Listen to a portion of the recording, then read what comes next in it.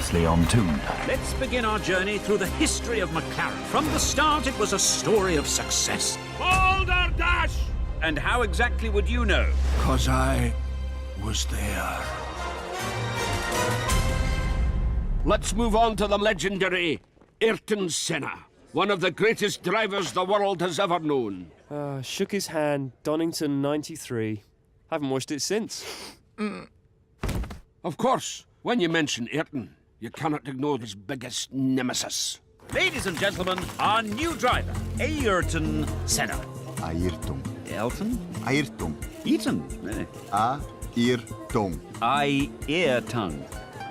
Ladies and gentlemen, Mr. Senna. You didn't hit it off from the start, did you, Professor? Look, I never had any trouble working with Ayrton.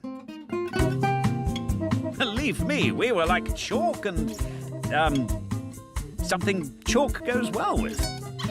Cheese. Hello! Now, let me tell you a little bit about driving Formula One cars. You see, in mine,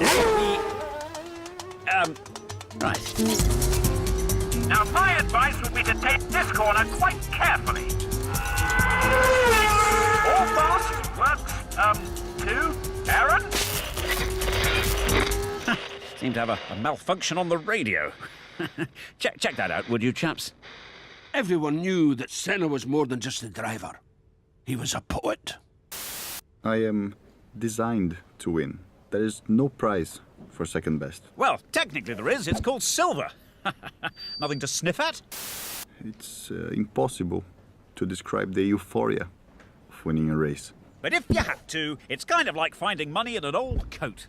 Wouldn't you say, When I get behind the wheel, for me, there are no limits. There are no rules. Mr. Senna is referring to metaphorical rules and doesn't condone any breach of FIA regulations. Forget this. You heard the man. No more questions. Sorry. It soon became one of the greatest rivalries of motor racing history.